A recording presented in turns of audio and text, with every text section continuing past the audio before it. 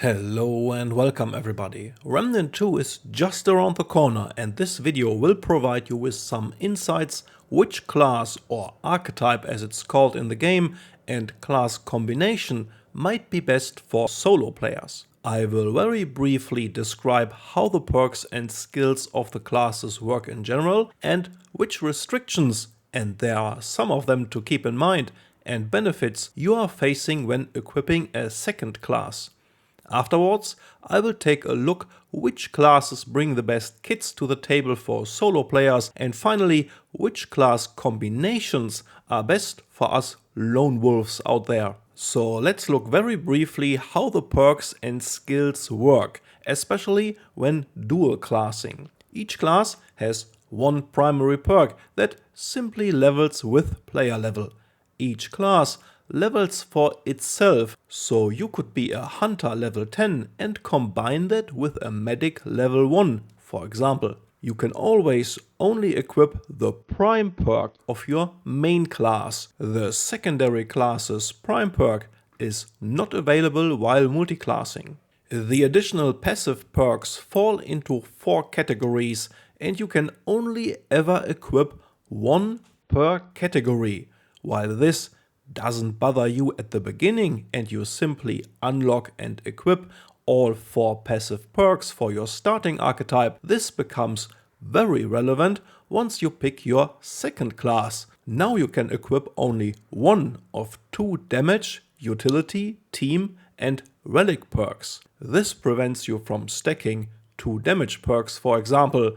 In the end, after unlocking all perks for both classes, you can choose and mix these perks to define your build, and you can adapt to certain bosses or challenges with different setups. The game lets you change perks and skills out of combat. This is one major aspect when choosing 2 beneficial classes for solo players. Skills work in a similar fashion. Each class has 3 skills you can pick from, and you can equip 2 active skills, but only 1 from each class, means you cannot equip 2 skills from the same class. These skills work on cooldowns and are not recharging while dealing damage like the weapon mods. Now let's take a look at the archetypes from the perspective of a solo player, which offers the best kit. First up, I think you can make them all work, and depending on your playstyle, you might want a glass cannon setup over an easier to manage build.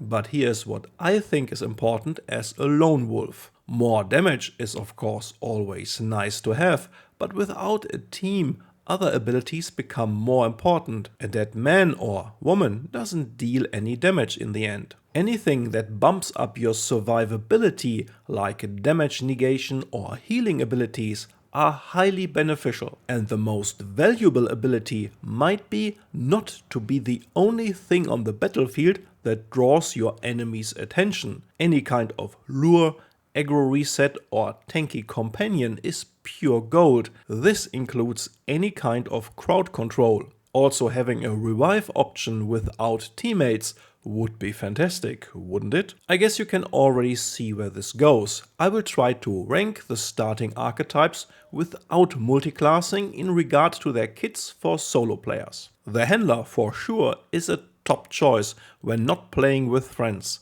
It ticks all the aforementioned boxes, and a furry and tanky companion that can also revive you every 90 seconds is the best teammate replacement you will get in this game. The damage perk with 30% increased range damage and 5% additional crit chance while your dog is within 25 meters range makes sure you are not stuck with a pure utility class. From the videos we could see that our companion is pretty sturdy and heals automatically back up after combat. The other perks can increase your movement speed, reduce stamina costs, and healing yourself will also heal and buff your dog. The skills are all centered around your companion. Guard dog turns it into a tank, support dog into a constant healing beacon, and attack dog into a damage dealer that can buff your damage by 20% for 20 seconds every 90 seconds. Remember, you can only equip one skill at any time, but also switch between them out of combat. Need a heal? Don't waste a relic charge. simply choose Support Dog and trigger the cooldown part of the ability for a heal over time, then switch back to Guard Dog for the next fight. Downsides? The revive has a 90-second cooldown and is bound to your prime perk, means if you want to use the handler as a secondary class, you will lose this very important core ability. Otherwise, this would be a fantastic secondary class option. Also, the class trait with reduced friendly fire is rather useless if you play on your own. The next best solo classes might be the Medic and the Challenger. One has additional heals and one can negate a lot of damage. Let's look at the Medic first, but I think both classes rank equally below the Handler, so if the Handler is the S tier, these two would be A tier. The Medic also has a damage perk which prevents it from being pure utility. 25% increase to all damage and 5% additional critical chance might sound very generic, but also makes this a very flexible base class. The damage applies not only to ranged attacks like with the handler, but also to melee and mod damage from your weapons. This opens a lot of build diversity for this class. Another standout perk is Backbone, preserving grey health, the new mechanic in Remnant 2 more easily. In terms of skills, Wellspring with its shorter cooldown and static but fast healing ability, and Healing Shield with a slightly longer cooldown of 70 seconds sound both amazing for solo players, especially the shield ability that increases with your health pool. Overall provides the Medic a great primary class, but shines maybe even more as a secondary class option with perks like Backbone and the more general damage perk. And Healing Shield is a tremendous skill to slot for every class. I personally think the Medic will shine the most as a secondary class,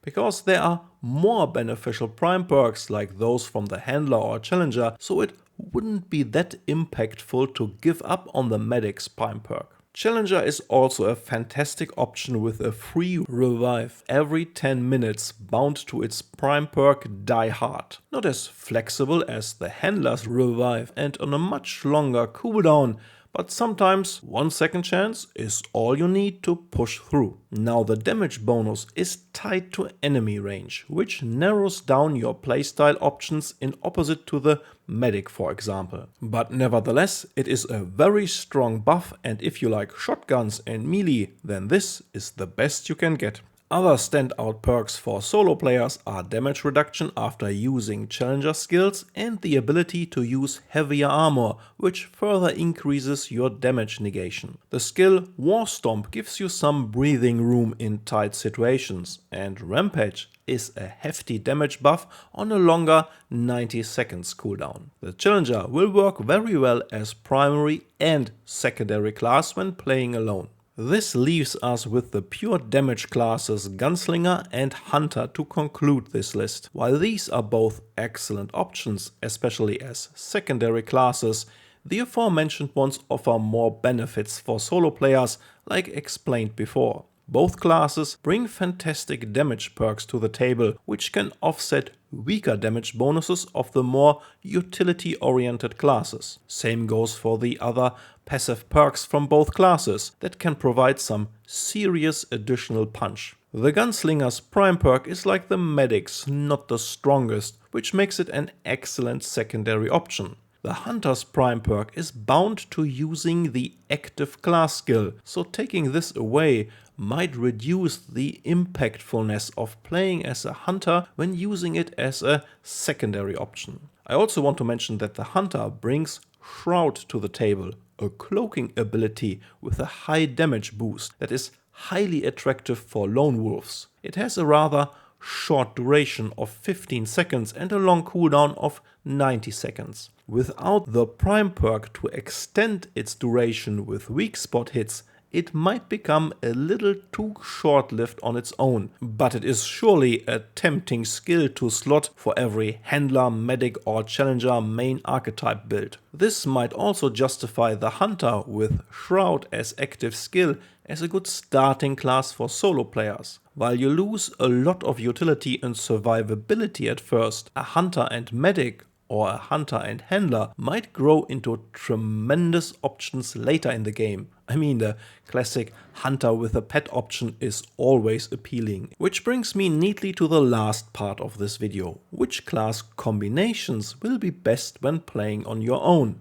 I think this territory is highly subjective and debatable at this early stage, and I will cover full build videos after the game has released. So for now, I will give you my personal 3 top starting combinations I narrowed it down to for myself. Feel free to leave a comment which multi-classes you are planning to play and why. As mentioned before, the medic and gunslinger are more secondary options for me, while handler, challenger and hunter lose a lot when giving up on their prime perk. One exception is the handler and challenger prime perk, which fill similar roles. This is why it is one of my 3 top combinations. What about a tank with an additional tank companion or healing beacon? Sounds very tempting to me at least. You can go handler as primary class and focus on shotguns and melee with the challenger's damage perk and his ability War Stomp. You will have the ability to be revived by your dog every 90 seconds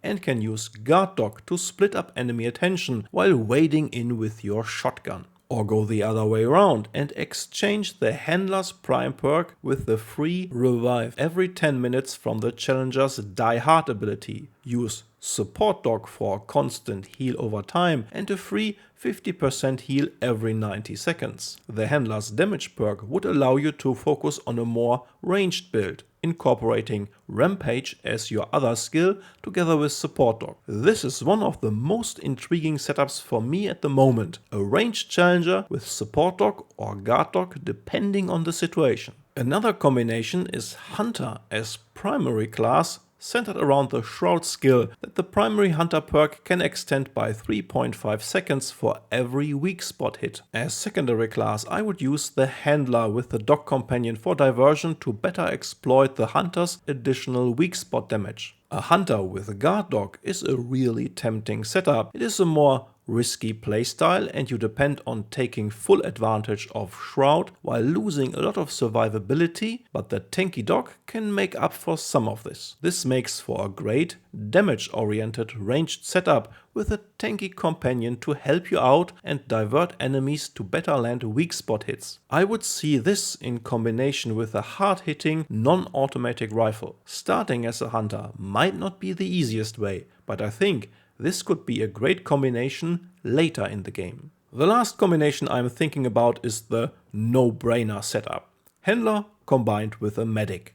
This gives you a ridiculous amount of survivability and the medic's damage perk gives the handler more flexibility to exploit melee or weapon mod damage opposed to the solely ranged handler damage perk. You can put healing shield every 70 seconds on you and your dog, which should turn guard dog into a full-blown tank, while you decimate enemies and can be revived by your dog. The perks and skills of both class trees work so well together that this might be by far the best combination if you struggle with the difficulty or simply want to deck out your character the easy way. A highly recommended combination for all who are new to the game or simply want a much less stressful time. Like I said, the no-brainer combination for all solo players. What do you think will work best for you? If you want to see a lot more guides and builds for Remnant 2, make sure to keep an eye on the channel.